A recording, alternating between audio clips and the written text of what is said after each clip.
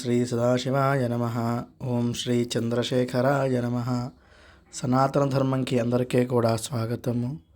ఈరోజు కార్తీక మాసం 11వ రోజు, కార్తీక పురాణం 11వ అధ్యాయం చెప్పుకుందాము. ఇది నాగేశ్వర శర్మ అనేటటువంటి ఆయన వృత్తాంతము. ఇందులో భగవంతుడిని పూజిస్తే ఎలా మనము మోక్షం పొందుతామో వివరంగా ఉంటుంది. ఇక కార్తీక పురాణం 11వ అధ్యాయం ప్రారంభం చేసుకుంటే, ఓం శుక్లాంబరధరం విష్ణుం శశివర్ణం చతుర్భుజం ప్రసన్నవదనం ధ్యాయేత్ సర్వవిఘ్నోపశాంతయే అగజానన పద్మార్కం గజానన మహర్నిశం అనేకదం తం భక్తానాం ఏకదం తముపాస్మహే. వక్రతుండ మహాకాయ కోటి సూర్య సమప్రభ నిర్విఘ్నం కురు మే దేవ సర్వకార్యేషు సర్వదా. సరస్వతే నమస్తుభ్యం వరదే కామరూపిణి విద్యారంభం కరిష్యామి సిద్ధిర్భవతు మే సదా. గురుర్బ్రహ్మ గురుర్విష్ణుః గురుర్దేవో మహేశ్వరః గురుః సాక్షాత్ పరం బ్రహ్మ తస్మై శ్రీ గురవే నమః. న కార్తీక సమో మాసో న శాస్త్రం నిగమాత్ పరం నారోగ్య సమముత్సాహం న దేవః కేశవాత్ పరః. ఓం శాంతం పద్మాసనస్థం శశిధరమకుటం పంచవత్తం త్రినేత్రం శూలం వజ్రం చ ఖడ్గం పరశమభయతం దక్షభాగే వహంతం నాగం పాశం చ ఘంటాం ప్రళయహతవహం సాంకృసం వామభాగే నానాలంకారయుక్తం స్ఫటికమణినిభం పార్వతీశం నమామి. ఓం వాగర్ధావివ సంపృక్తౌ వాగర్థ ప్రతిపత్తయే జగతః పితరౌ వందే పార్వతీ పరమేశ్వరౌ. ఓం శ్రీ గురుభ్యో నమ.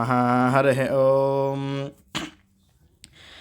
వశిష్ఠుడు జనక మహారాజుని చూసి, ఓ రాజా, కార్తీక మహాత్మ్యం గురించి వివరంగా చెబుతాను, శ్రద్ధగా విను, నీ సందేహాలన్నీ కూడా నివృత్తి అవుతాయి అని ఇలా చెప్పడం ప్రారంభించారుట.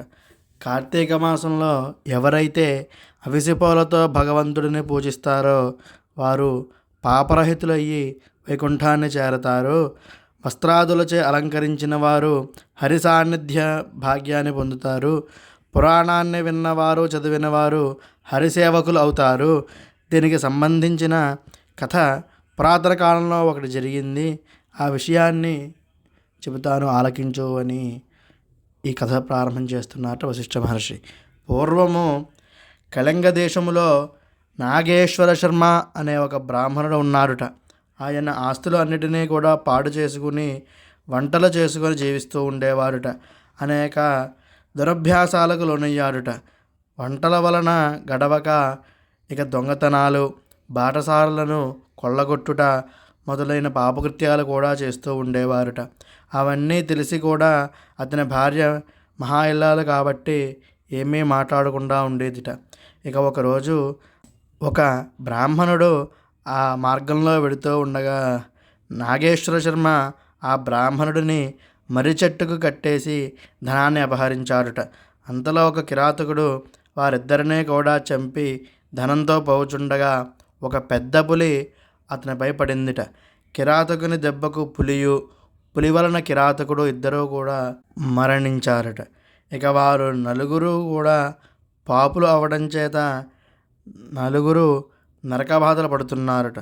నాగేశ్వర శర్మ భార్య సదాచారంతో భర్తను, భగవంతుడిని తలుచుకుంటూ కాలం గడుపుతోందిట.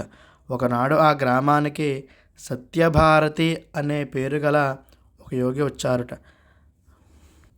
నాగేశ్వర శర్మ భార్య ఆయనని పూజించి, మహాశయ, భర్త సంతానం లేని ఏకాకిని నేను, నన్ను అనుగ్రహించి నాకు మోక్షం చేరే మార్గం తెలపండి అని ప్రార్థించిందిట. ఆమె వినయమునకు ఎంతో సంతోషించి ఆ సత్యభారతి అనే స్వామి, అమ్మా, ఈరోజు కార్తీక పౌర్ణిమ, ఈరోజు రాత్రి దేవాలయంలో దీపము ఉంచితే సత్ఫలితాలు కలుగుతాయి కాబట్టి అలా చేయి అని అనగా ఆమె ఎంతో సంతోషించిందిట. ఇక ఆ రోజు రాత్రి దేవాలయానికి వెళ్ళి ఒక చోట కడిగి ముగ్గులు పెట్టి దీపారాధన చేసి తరువాత ప్రతి ఇంటికి వెళ్ళి కార్తీక పురాణం వినడానికి రావాల్సిందిగా అందరినీ కూడా పిలిచిందిట. పూర్తిగా పురాణం కూడా విందిట. ఇక ఆ రోజు నుండి విష్ణు భక్తి కలిగి హరిపూజ చేస్తూనే మరణించిందిట. పుణ్యాత్మరాలు కదా, ఆమెను విష్ణుదూతలో విమానం ఎక్కించుకొని కొంతకాలము ఒక పాపాత్ముని భార్యగా ఉన్నందుకు గాను ఆ దోష నివృత్తికి నరకానికి తీసుకొని వెళ్ళారట.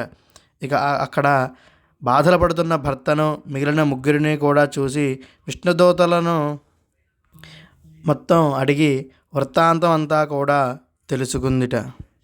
అప్పుడు వారిని కూడా తమతో పాటు వచ్చే మార్గం తెలపమని కోరిందిట విష్ణుదూతలను. అప్పుడు వారు, అమ్మా, వారు నలుగురు మహాపాపులు.